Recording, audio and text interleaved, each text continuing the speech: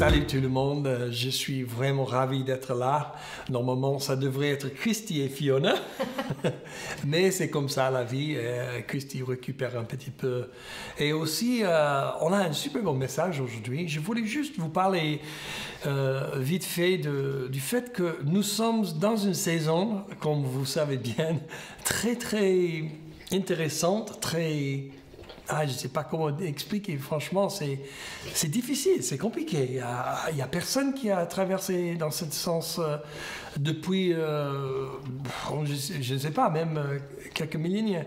Donc, je pense que c'est important de juste noter quelques trucs. D'abord, Dieu, il est toujours sur le trône. Jésus toujours a vaincu le mal et aussi la mort. Et plus important, c'est que Jésus a déjà vaincu la mort, comme on a discuté avec le message de Raphaël la semaine dernière. Et on s'encourage les uns les autres avec le fait que Jésus est ressuscité et la mort n'a plus de peine dans nos vies aussi, n'a plus de prise sur nos vies, parce que si on meurt de cette vie naturelle, on va vivre avec lui pour l'éternité. Donc il n'y a que des bonnes choses qui sont des bénéfices de marcher avec Jésus, d'être ses disciples. Et je voulais juste souligner aujourd'hui, on va parler de la communauté et l'importance de la communauté et le conflit.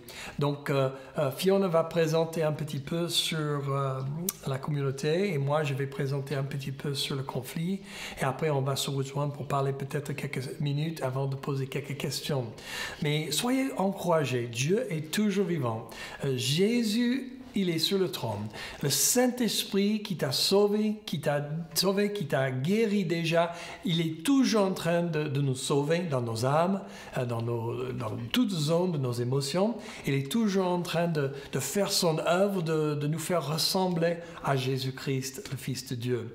Donc, prends courage aujourd'hui, peu importe ce qui est devant toi, Dieu est avec toi, Dieu est là, il prend soin de toi. Amen. Amen. Merci Matt. Oui, j'adore vraiment cette nouvelle série parce que le cœur de cette série, c'est vraiment de révéler comment créer une communauté chrétienne saine. C'est la raison pour laquelle nous réservons ces 6 semaines pour examiner dans un sens pratique comment investir dans nos relations les uns avec les autres, s'aimer les uns les autres, s'encourager les uns les autres et aujourd'hui, s'aiguiser les uns les autres. Et avant que Matt partage comment traiter le conflit, je veux partager sur la communauté. Pourquoi accordons-nous autant d'importance à la famille spirituelle? Et je pense que dans de nombreuses cultures, en particulier la culture occidentale, notre pensée est extrêmement individualiste. Tout tourne autour de moi, mes droits, ma vie, mon corps, ma carrière, mon argent, mes rêves, mes désirs. Je ferai ce que je veux et personne ne peut me dire quoi faire ou comment vivre ma vie. Malheureusement, la nature humaine est essentiellement égoïste. Et lorsque nous abandonnons notre vie à Jésus, lorsque nous devenons chrétiennes, nous comprenons que nous ne sommes plus les maîtres de notre vie. Nous abandonnons toutes nos vies à lui, nos droits, nos désirs, nos rêves, nos relations, nos ressources, tout. Nous pouvons le faire parce que nous comprenons son grand amour pour nous. Nous lui faisons confiance qu'il a un plan bon et parfait pour nos vies. Il nous a créés, nous faisons confiance à sa bonté. Il ne cherche pas à détruire notre plaisir, mais il a un plan pour nos vies de vivre pour quelque chose beaucoup plus grand que nous. Une grande partie de cela est d'être en communauté ou d'être dans le corps de Christ. Malheureusement, je trouve que les gens ont souvent peur de faire partie d'une communauté chrétienne parce que A, ils ne savent pas qu'ils en ont besoin, ou B, ils pensent encore avec cette façon de penser très individualiste, même s'ils sont chrétiens, ou C, elles ont été blessées par des gens et n'ont pas facilement confiance, mais c'est peut-être un message pour un autre jour. Lorsque nous donnons notre vie à Jésus, nous devons comprendre que nous n'avons jamais été conçus pour vivre avec cette pensée individualiste, que faire partie du corps de Christ, la famille de Dieu, la communauté des croyants, tout ça, c'est être chrétien. Quand nous disons oui à Jésus, nous disons oui aussi à son corps, nos frères et sœurs en Christ. Notre verset clé aujourd'hui, c'est Proverbe 27, verset 17. Tout comme le fer aiguise le fer, l'homme s'aiguise au contraire de son prochain. Le contexte de ce proverbe est donc de parler d'objets en fer, comme des outils ou des couteaux ou des épées qui s'aiguisent soit par la force d'un autre morceau de fer ou en utilisant un fer pour lisser et polir des bords pour en faire un utile ou une arme plus efficace. Ces objets ont un but unique, mais ils doivent être bien aiguisés pour être efficaces. Et j'adore cette image dans le contexte de la communauté ou de la famille, parce que chacun d'entre nous a une grande signification et un but. Mais nous tous perdons notre avance ou devenons émoussés et avons besoin d'être aiguisés à divers moments de notre vie. La façon dont nous sommes polis et aiguisés est d'être à proximité d'autres personnes. Une lame ne peut pas s'aiguiser toute seule. Elle a besoin de la chaleur et de la friction de cet autre morceau de feu pour l'aider à accomplir son but et son destin. Les gens qui tiennent à ce principe se placeront volontiers dans les milieux où ce processus peut avoir lieu. Nous avons besoin les uns les autres. Nous sommes créés par Dieu pour mieux fonctionner en relation les uns avec les autres. Oui, bien sûr, avec des bonnes limites. Il n'y a rien de mal à avoir son moment pour soi-même ou à être seul. Et tous les introvertis disent « Amen ». Mais à la fin de la journée, des relations saines, la famille et la communauté sont vitales pour nous de vivre notre but ici sur cette terre et d'être effectivement le corps du Christ et de faire avancer son royaume. Je veux qu'on lise un passage d'Éphésiens 3 ensemble. Je prie qu'il vous donne, conformément à la richesse de sa gloire, d'être puissamment fortifié par son esprit dans votre être intérieur, de sorte que le Christ habite dans votre cœur par la foi. Je prie que vous soyez enracinés et fondés dans l'amour pour être capables de comprendre avec tous les saints quelle est la largeur, la longueur, la profondeur et la hauteur de l'amour de Christ et de connaître cet amour qui surpasse toute connaissance afin que vous soyez remplis de toute la plénitude de Dieu. À celui qui peut faire par la puissance qui agit en nous infiniment plus que tout ce que nous demandons ou pensons. À lui soit la gloire dans l'Église et en Jésus-Christ pour toutes les générations, au siècle des siècles. Amen. Voilà, quels sont des avantages de la communauté? Il y a tellement d'avantages et nous en découvrons quelques-uns au cours de cette série. Mais dans le contexte de s'aiguiser les uns les autres, je dirais que le plus grand avantage est numéro 1, nous découvrons notre but donné par Dieu dans le contexte de la famille. Si on regarde le passage que nous venons de lire en Éphésiens, Paul écrit à l'Église, à la communauté des croyants. Il prie que pour vous, pluriel, soyez enracinés et fondés dans l'amour de Christ. Il y a une phrase clé ici. Avec tous les saints, nous découvrirons cet amour si puissant et au-delà de tout ce que nous avons connu auparavant. Mais cette découverte se fait ensemble avec tous les saints. Et alors, nous verrons cette puissance incroyable à l'œuvre en nous, pluriel, comme l'Église, son corps, pour les générations à venir. Si vous lisez toutes les lettres apostoliques de Paul, ce sont les lettres qu'il a écrites aux différentes églises. Nous les lisons dans le Nouveau Testament. Il utilise le langage familial. Il utilise les mots comme « nos »,« notre ». Quand il dit « vous » ou « votre », c'est souvent pluriel. Il parle aux gens dans le contexte de leur relation les uns avec les autres. Et oui, bien sûr, nous pouvons prendre ces versets personnellement et les appliquer à nos vies individuellement, mais je veux que nous voyions l'image de nous, ensemble, en tant que communauté de croyants. J'entends souvent les chrétiens parler de leur but dans la vie. « Oh, je ne sais pas ce que Dieu veut que je fasse. Quelle est ma vocation? Quelle est ma destinée ?» Une des grandes clés pour découvrir votre vocation, votre but, est d'être dans une communauté ou les relations les uns avec les autres. C'est ainsi que Dieu nous a créés pour fonctionner, prospérer, accomplir de grandes choses ensemble. Colossiens 1, verset 27. En effet, Dieu a voulu leur faire connaître la glorieuse richesse de ce mystère parmi les non-juifs, c'est-à-dire Christ en vous, l'espérance de la gloire. Christ en vous, l'espérance de la gloire, vous, singulière et pluriel, au milieu de quand nous sommes ensemble comme une communauté. Il se passe quelque chose d'étonnant quand chacun de nous, en tant qu'individu, comprend le rôle que nous jouons dans la famille, dans le corps, parce que c'est là que réside la plénitude de Dieu, dans toute sa sagesse et sa gloire. Christ en toi, Christ en moi, en nous, et nous devenons tellement plus puissants, beaux, glorieux et efficaces quand nous fonctionnons comme une famille. Le deuxième point, nous restons forts et efficaces dans la communauté. Si on lit les évangiles, les histoires de Jésus et de ses disciples, c'est une image étonnante d'un groupe d'hommes façonnés et aiguisés dans leur caractère et leur vocation, car ils étaient à proximité de Jésus et les uns des autres. J'imagine que cela n'a pas toujours été facile. Deux hommes à forte volonté se réunissant, suivant l'appel de Jésus à « Venez, suivez-moi ». Je suis à peu près sûre que les étincelles ont jailli comme fer aiguisé dans cette dynamique relationnelle.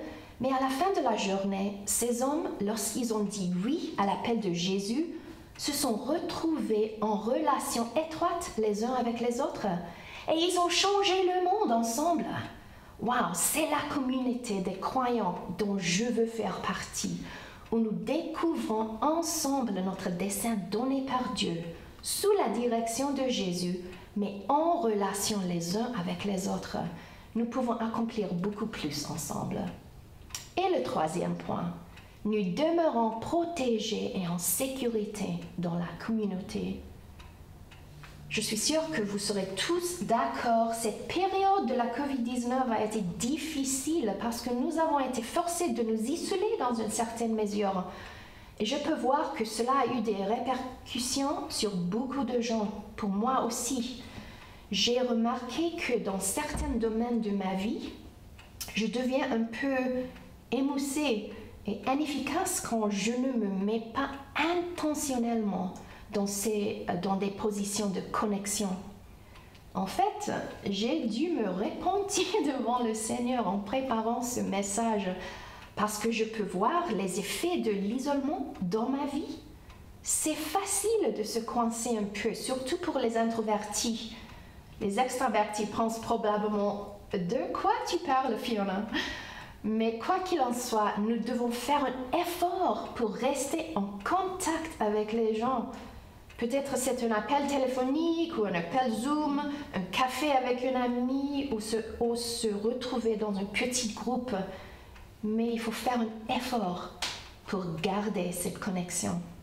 Je crois que l'une des plus grandes stratégies de l'ennemi est d'amener les gens à s'isoler, à se séparer de la famille spirituelle. En fait, on se retire de la sécurité et de la protection de la famille. Je suis sûre que vous avez tous vu les documentaires de lions chassant leur proie. Elles attendent souvent qu'un animal s'éloigne du troupeau. Dès qu'il est seul, la lion peut attaquer. Mais si nous restons ensemble, il y a de la sécurité en nombre. Nous sommes là pour combler les faiblesses de chacun et offrir notre force collective lorsqu'une personne est vulnérable. J'ai récemment regardé un documentaire sur les gens qui se sont remis de divers types de dépendance. Et ce qui m'a frappé, c'est d'entendre un jeune homme dire que le contraire de la dépendance n'est pas la sobriété, mais la connexion. Quand nous nous isolons, quand nous n'avons plus de connexion avec les autres, nous nous ouvrons aux mensonges et aux stratégies de l'ennemi. Quand vous êtes la seule personne à vous dire la vérité, il y a une bonne chance que vous soyez trompé. On a tous des angles morts et on a besoin l'un de l'autre pour rester sur la bonne voie. Et voilà, c'est le cœur de la communauté chrétienne dans le contexte de s'aiguiser les uns les autres. Et je prie pour que nous aimions et valorisions tellement la connexion les uns avec les autres que nous accomplirons de grandes choses ensemble et que nous resterons forts et efficaces et que nous nous protégions et nous nous couvririons toujours les uns les autres. Amen. C'était super, Fiona. Merci bien pour cette précision sur la communauté et la stratégie même de Dieu au derrière de la communauté, de nous former, de former le caractère de Christ dans nos vies. Et j'aimerais bien juste faire la deuxième partie de ce message. Et ma partie, c'est plus à faire avec les conflits dans nos vies. Mais juste pour dire, rester en communauté est essentiel pour être disciple de Jésus-Christ et pour croître en Jésus-Christ. Cette vie de disciple n'était jamais faite pour être toute seule. Dieu a toujours pourvu qu'on soit ensemble et on trouve des bonnes relations.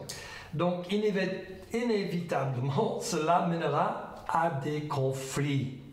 Je ne sais pas si vous avez jamais noté, mais dans ma vie, les gens avec lesquels j'habitais, on se connaissait de plus proche.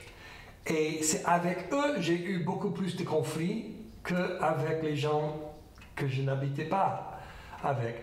Donc, c'est-à-dire que quand j'étais célibataire, j'avais une maison des garçons, des jeunes hommes de 18 ans à 25, tous les étudiants, et moi j'étais étudiant, et après j'étais comme directeur de la maison et directeur de notre ministère du campus. Et dans ces 4 ans, 5 ans de vivre en communauté avec beaucoup d'autres jeunes hommes dans la foi qui étaient en train de servir le Seigneur et devenir disciples de Jésus, on a eu pas mal de conflits, hein? Mais on ne peut pas juste casser le bail et je m'en vais, je m'en fiche de toi. Non, on était obligé de dire, oh, on est toujours dans la même maison, on habite juste une chambre à côté d'une autre chambre. Donc, on est obligé de dire que Jésus, je fais confiance en toi, que tu fais quelque chose en moi si je traîne, si je travaille, si je rentre dans la relation à un autre niveau. Et c'était ma première fois d'avoir tellement de conflits avec des autres personnes où je ne pouvais pas juste poursuivre. Je ne pouvais pas juste fuir, en fait. Une chose que j'aimerais bien dire, c'est s'il n'y a vraiment pas de conflit dans une relation, dans votre couple, avec votre meilleur ami, peu importe avec qui, mais s'il n'y a pas vraiment de conflit là, alors ça va être un grand problème en fait. Soit une partie est en train d'opprimer l'autre personne, qui ne peut pas s'exprimer, ou soit l'autre personne a vraiment des problèmes à l'intérieur pour être guéri. Il faut être guéri de ces problèmes pour s'exprimer. Et normalement, c'est un peu des deux dans chaque situation. Mais le fait que le conflit n'existe pas, ce n'est pas un bon signe. Après, il y a l'autre côté, trop de conflits, c'est pas le bon aussi. Trop de conflits et plus que toute autre chose, c'est pas l'absence de conflit qui te rend un disciple de Jésus parfait. Et c'est pas beaucoup de conflits qui te rendent méchant, pécheur du monde, etc. Et en fait, c'est vraiment comment on gère le conflit qui est le plus important. Parce que je ne veux pas aller trop longtemps aujourd'hui. Je vais juste noter quelques trucs avant que je donne quelques étapes pour vraiment gérer le conflit. Il est intéressant la définition d'abord des conflits. Deux définitions que j'ai trouvées, c'est opposition, antagonisme entre deux parties. Et encore, un désaccord actif entre des personnes ayant des opinions ou des principes opposés. C'est intéressant de noter que dans cette définition, il ne parle pas des émotions. Les émotions sont une réponse au conflit et nous pouvons éprouver un éventail d'émotions allant de la tristesse et du désespoir à la rage ou à la peur. Tant que nous choisissons de rester en relation, ce qui est le bon choix, nous nous retrouverons dans ces situations de conflit. Le conflit n'est pas le problème. Les problèmes se posent quand on est incapable de bien naviguer dans une situation donnée. Donc, d'après mon expérience personnelle, avec Christy, même en tant que célibataire, avec beaucoup d'expérience dans le ministère de résoudre les conflits, j'ai vu de nombreuses victimes relationnelles résultant des conflits. Et malheureusement, ils n'ont pas tous terminé bien. Mais j'espère aujourd'hui de vous donner quelques astuces pour vous aider vraiment à gérer vos relations et les conflits qui se lèvent. Mais avant d'aborder cette question, je voulais juste vous laisser avec une pensée qui en fait c'est un peu comme un arrière-plan au derrière. Que notre corps a un système automatique intégré dans notre cerveau quand il traite avec l'anxiété ou la panique. Dès que l'anxiété ou la panique arrive, le cerveau commence à envoyer des signaux et ça produit quelque chose de différent en chaque personne. Et ces trois choses, les scientifiques et les psychologues, ils ont trouvé. Ça produit soit le combat, soit la fuite, ou soit le gel. J'aime bien le gel. Non, c'est-à-dire que soit on va combattre, soit on part, on fuit, ou soit on est gelé. On est juste... on ne sait pas quoi faire, donc on reste là. Ça me rappelle d'un moment avec mon petit frère, quand mon grand-père il a décidé de nous effrayer dans la forêt une fois. Et on était en train de marcher, moi, mon frère, ma grand-mère, ma mère, tout le monde. C'était la nuit, vers minuit. On était en train de faire un tour à la maison du lac. Et là, en train de faire le tour, tout d'un coup, mon grand-père, il saute de forêt en train de... Ouah, avec un grand drap en dessus et tout le monde... Wouh, et voici la réponse que j'avais. Je me suis enfui. Piou! J'étais tellement rapide, c'était le plus rapide de ma vie que j'ai couru. Et j'étais loin de tout le monde avant que je me suis rendu compte que c'était mon grand-père. Et c'était pas juste un monstre de quelque sorte. Et quand je suis revenu, ma grand-mère m'a dit... Je n'ai jamais vu un jeune homme courir tellement vite, si vite que toi, Matt. Et j'étais très fier. En même temps, j'ai dit, mais qu'est-ce que vous avez fait? Et mon frère, dans le même temps, mon petit frère, il était toujours là, gelé, en train de trembler. Il n'a jamais bougé. Dès qu'il a eu la panique ou la peur de mon grand-père, il a juste fait... Sur place, jamais bougé. Moi, j'étais 2 kilomètres sur la rue et lui, toujours dans le même endroit. Bon, parfois, il y a un autre, et ça c'est le combat. Il y a certains qui vont faire « Haya, tong, tong, tong, tong, tong » et essayer de combattre le monstre. Ça, c'est chaque personne est un peu différent. Mais dans ma famille, apparemment, c'est juste fuir ou gérer. Et juste comme pour connecter les points là, au début de notre mariage, la tendance de Christy était fuite.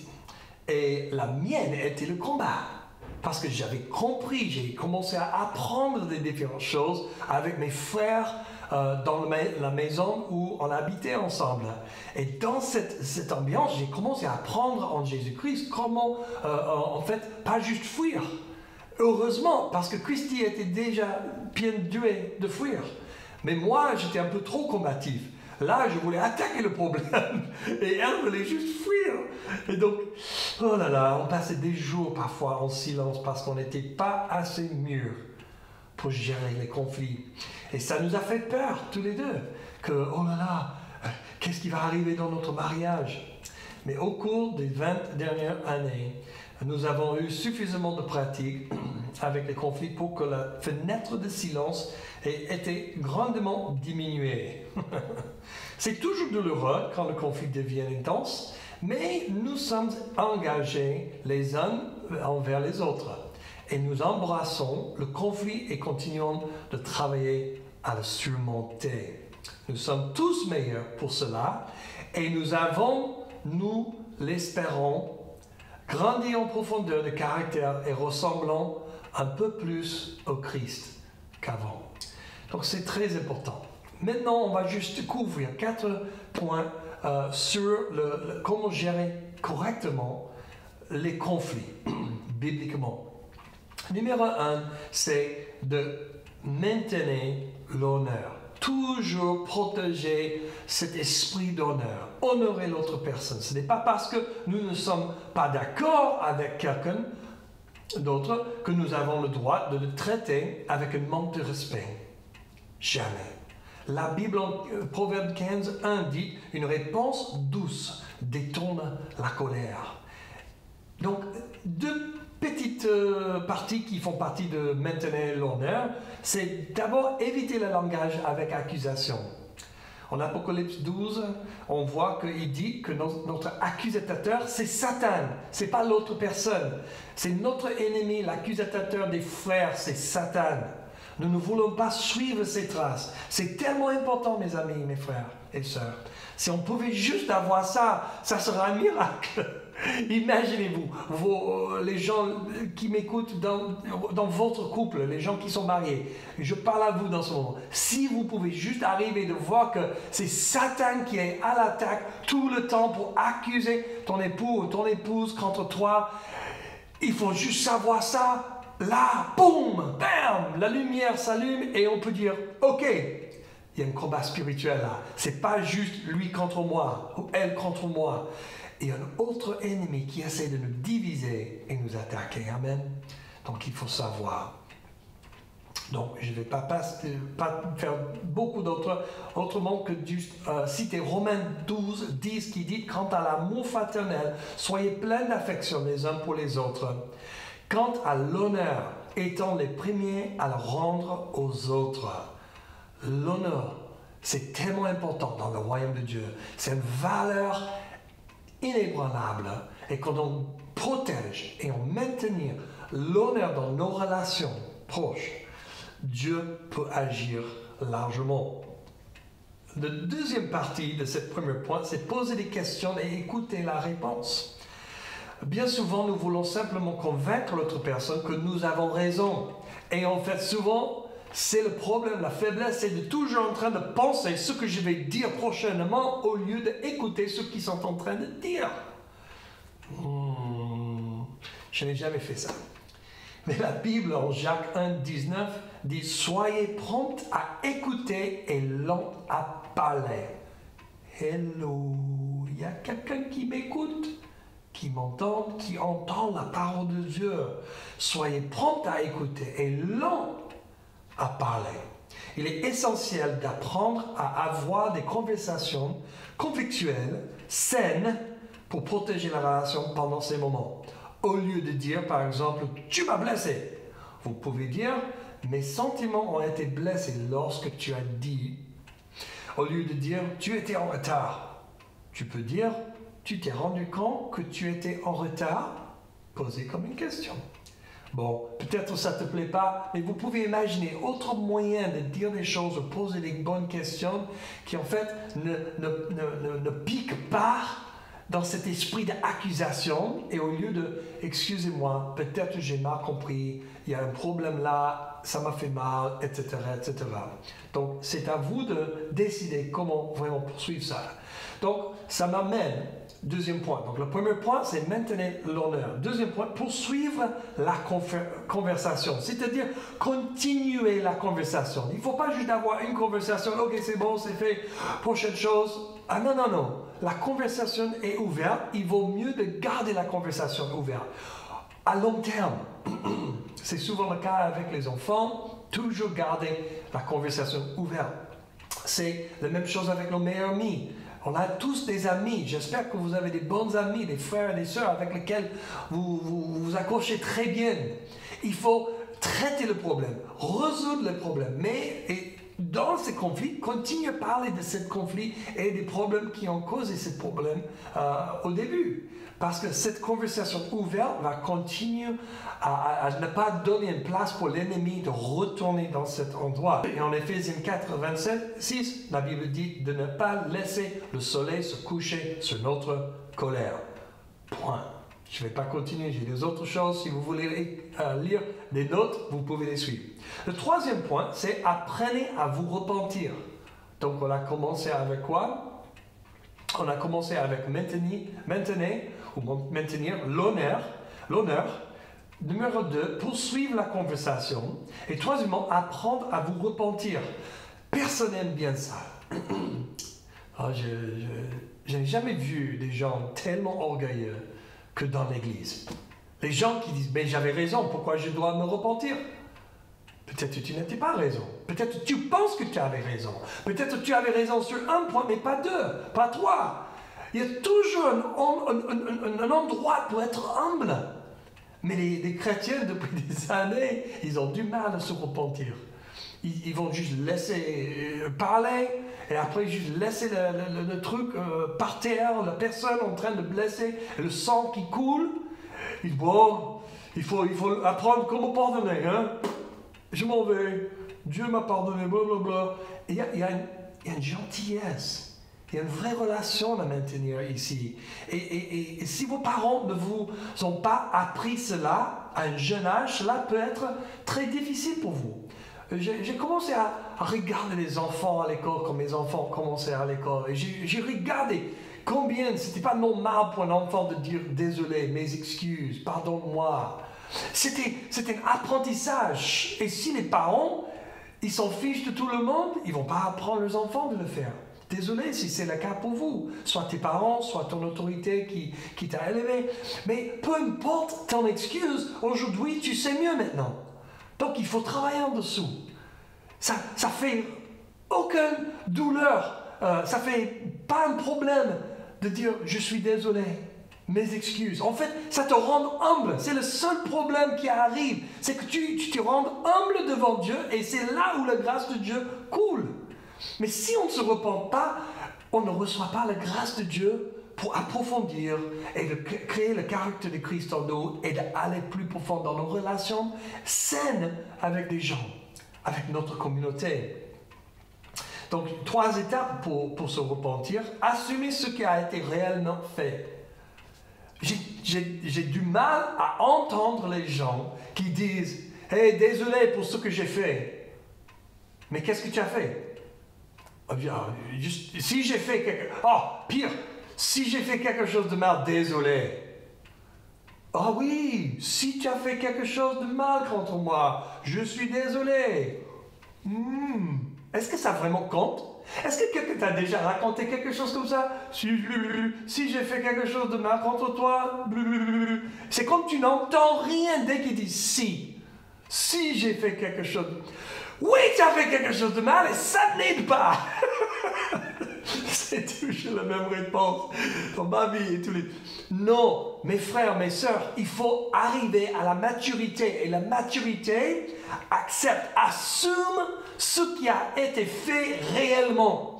Je suis conscient que j'ai fait cela. Deuxième point, le reconnaître.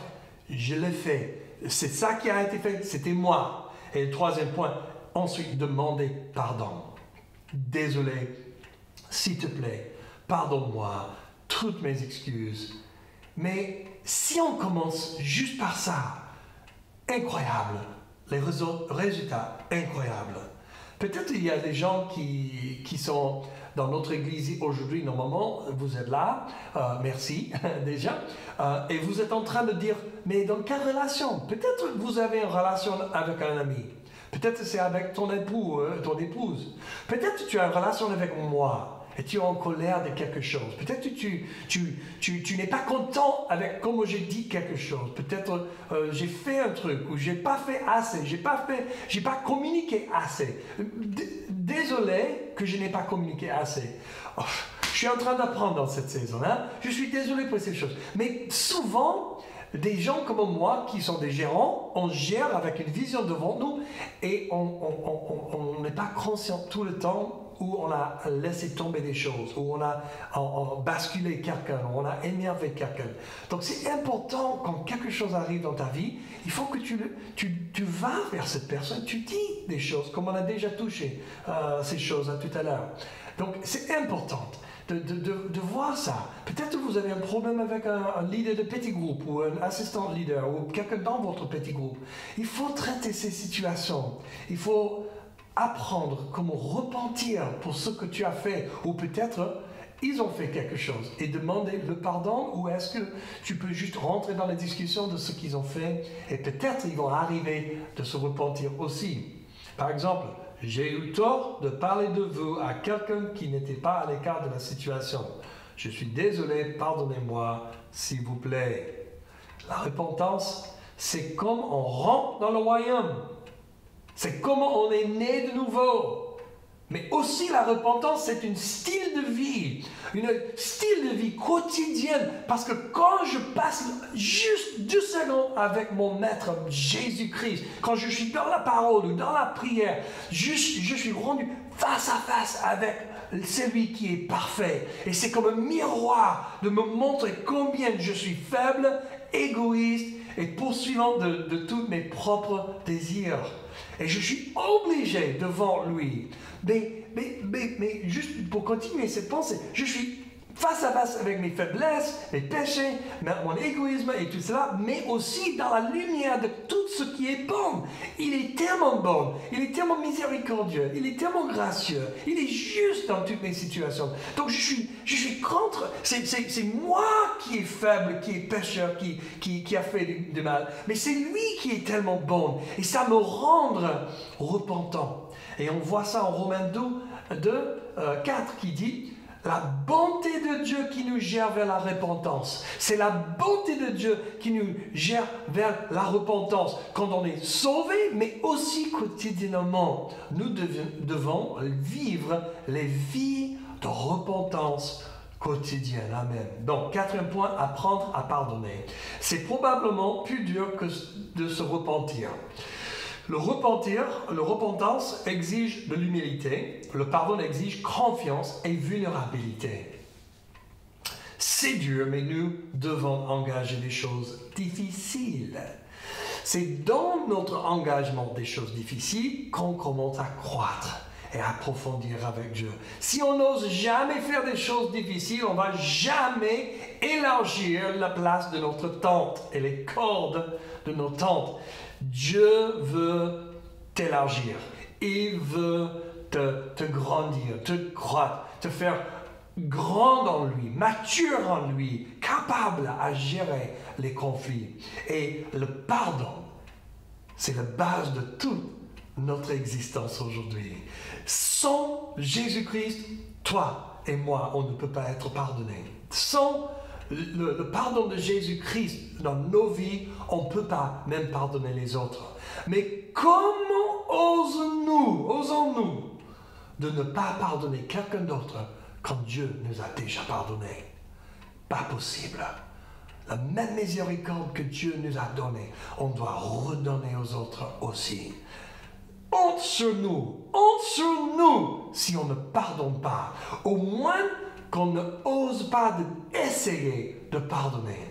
Moi, je sais que c'est difficile de pardonner. Et le Seigneur m'a donné une clé quand j'étais plus jeune dans la foi. Il m'a dit, juste commencer avec Dieu, aide-moi de leur pardonner. Je pardonne un petit peu. J'essaie de pardonner un petit peu. Mais commencer la conversation avec Dieu sur le pardon de quelqu'un. On ne peut pas dire, Dieu, je pardonne toutes les personnes qui ont fait du mal quand on connaît quelqu'un qui nous a fait du mal. Il faut cibler cette personne détaillée. Je pardonne cette personne. Ma vie est pleine de pardon. J'ai demandé du pardon et j'ai pardonné. J'ai une vie pleine de pardon grâce au pardon de Jésus-Christ. Et si on ne peut pas arriver de demander le pardon et donner le pardon, on ne va jamais croître en Jésus-Christ. Et en Éphésiens 4, 31, 32, il dit que toute amertume et toute courroux et toute colère et toute crièrerie et toute injure soient ôtées du milieu de vous, de même que toute malice.